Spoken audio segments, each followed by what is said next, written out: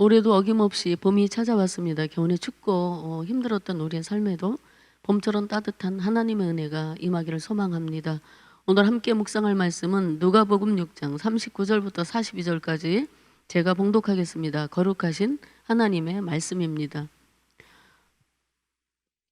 또 비유로 말씀하시되 맹인이 맹인을 인도할 수 있느냐? 둘이 다 구덩이에 빠지지 아니하겠느냐? 제자가 그 선생보다 높지 못하나 무릇 온전하게 된 자는 그 선생과 같으리라. 어찌하여 형제의 눈 속에 있는 티는 보고 내 눈 속에 있는 들보는 깨닫지 못하느냐? 너는 내 눈 속에 들보를 보지 못하면서 어찌하여 형제에게 말하기를 형제여 나로 내 눈 속에 있는 티를 빼게 하라 할 수 있느냐? 외식하는 자여 먼저 내 눈 속에서 들보를 빼라. 그 후에야 내가 밝히 보고 형제의 눈 속에 있는 티를 빼리라. 아멘. 주님의 제자는 태어나는 것이 아니라 말씀에 의해 만들어지는 것이라고 합니다. 오늘 본문의 내용은 주님을 따르는 무리들과 제자들에게 교훈으로 주시는 예수님의 4가지 비유 설교 중 2가지 비유에 대한 이야기로 구성되어 있습니다. 첫째는 시각장애인을 인도하는 시각장애인의 비유입니다. 당시 이스라엘의 길들은 매우 울퉁불퉁한 그런 돌과 움푹 패인 구덩이로 이루어져 있었다고 합니다. 그렇기 때문에 이런 지역은 정상인도 자칫하면 넘어지기 쉬운데 만일 앞을 보지 못하는 사람을 같은 입장의 사람이 인도하게 된다면 어떻게 되겠습니까?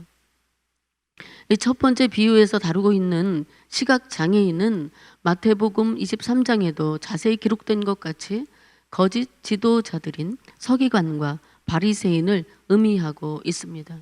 이들은 백성들에게 율법을 가르치는 자들이지만 빛 대신 예수님을 반대하고 빛보다 어둠을 택하였습니다. 보지 못하면서도 교만하게 본다고 말하는 사람들이지요. 그래서 그들을 따르는 자들에게도 빛보다 어둠에 거하기를 가르쳤다는 것입니다. 잘 보지도 못하면서 인도자가 되려고 하고 제대로 알지도 못하면서 선생이 되려고 한다는 것입니다. 그러므로 이러한 인도자를 따라가면 가르치는 자나 따르는 자 모두 파멸의 구덩이에 빠질 수밖에 없다고 주님은 제자들에게 경고하시는 것입니다. 그러므로 바람직한 지도자는 자기 성찰로 모든 면에 본이 되어야 합니다. 잘 준비된 지도자는 좋은 선생으로부터 제대로 배운 제자일 것입니다. 유대교에서 학생의 교육 목표는 바로 자신을 가르치는 선생과 같이 되는 것이라고 합니다. 제자가 훌륭한 스승을 잘 따라서 배우게 된다면 그 스승처럼 되는 것이지만 거짓된 스승이라면 제자 역시 거짓된 것을 배우게 될 것입니다. 예수님은 맹인과 선생 등의 이 용어로 공동체의 지도자를 파악할 수 있는 바른 관점을 가르쳐 주셨습니다. 특히 기독교 공동체의 지도자라면 예수님의 가르침을 바로 알지 못하거나 명예욕에 사로잡혀 예수님보다 더 높아지려고 한다면 사람들을 잘못된 길로 인도하는 자가 될 것입니다. 그를 통해서 배우는 자들이 그 사람의 잘못된 것을 습득하게 되기 때문에 위험한 것이지요. 그렇다면 이러한 현상은 과거의 바리새인들이나 서기관 같은 사람들에게만 있는 것일까요? 오늘날 우리들에게도 어쩌면 더욱 심각한 경고가 될 수 있습니다. 날이 갈수록 세상이 더 혼란스럽고 문제가 끊어지지 않는 이유는 참된 지도자가 많지 않기 때문일지도 모릅니다. 명예욕과 권력에 사로잡히고 너도 나도 위에만 있겠다고 한다면 어떻게 되겠습니까? 야고보서 기자는 이렇게 말합니다. 내 형제들아 너희는 선생된 우리가 더 큰 심판을 받을 줄을 알고 선생이 많이 되지 말라. 지도자라는 명예는 참 좋은 것입니다. 그러나 그 명예에 걸맞게 살아가지 못하거나 자신은 따르는 자들을 바로 인도하지 못하게 된다면 그만큼 무거운 책임이 따른다는 것을 기억해야 될 것입니다. 둘째, 눈 속의 들보와 티에 대한 비유입니다. 41절 42절 말씀입니다. 어찌하여 형제에게 말하기를 형제여 나로 내 눈 속에 있는 티를 빼게 하라 할 수 있느냐? 외식하는 자여 먼저 내 눈 속에 들보를 빼라. 그 후에야 내가 밝히 보고 형제의 눈 속에 있는 티를 빼리라. 아멘. 예수님 당시의 바리새인과 서기관들은 율법의 근본인 정의와 국률과 믿음을 버리고 사람들이 조금만 율법을 어겨도 분노하고 정죄했습니다. 오늘날도 마찬가지로 정치계나 사회 그리고 교회에서 어떤 문제가 있을 때마다 문제를 책임지려고 하는 사람보다는 다른 사람을 탓하고 비난하기 바쁩니다. 그러니까 혼란과 문제가 잦아들지 않는 것입니다. 한마디로 예수님은 남의 잘못을 지적하기 전에 자신들의 잘못된 것부터 고치라고 말씀하십니다. 그러면 우리는 어떻습니까? 매사를 자기 중심적으로 이해하고 해석하게 된다면 타인을 배려할 자리는 없어집니다.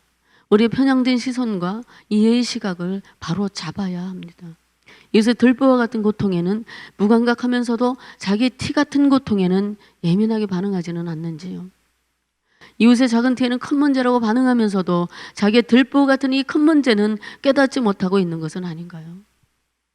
남의 티는 잘 보지만 우리는 아무리 매일 거울을 들여다보아도 우리 눈 속에 들어있는 이 들보를 보지 못하고 살아갑니다. 우리는 다른 사람뿐 아니라 세상과 교회 위선과 잘못을 한탄하고 불평하기도 합니다. 그러한 우리를 향해 오늘 예수님은 이렇게 말씀하실 것입니다. 외식하는 자여, 먼저 내 눈 속에 있는 들보를 빼어라. 그렇습니다. 비판은 사랑 없는 정죄와 비난이라고 합니다. 내 허물에 눈 감은 채 남의 약점을 헐뜯어서는 안 됩니다. 주님의 제자는 이해와 자비 없이 정죄와 비난을 통해 자기 우월성을 과시하는 자가 아니라 말씀의 거울에 먼저 자신을 비춰보고 성찰하여 올바르게 사는 자가 주님의 참 제자인 줄로 믿습니다. 좋은 스승이 좋은 제자를 만들고 좋은 제자가 좋은 스승이 되는 것이죠. 우리 영원한 스승이신 예수님의 사랑과 긍휼과 자비를 본받아 진실하고 참된 제자가 되어가는 저와 성도님들 되시기를 간절히 소망하며 축복합니다. 기도하겠습니다. 사랑하는 아버지 하나님, 다른 이의 티를 보기 전에 내 속에 자리 잡고 있는 죄와 위선과 고집의 들보를 보게 하시고 자기 성찰을 통해 바른 시각을 갖게 하여 주옵소서.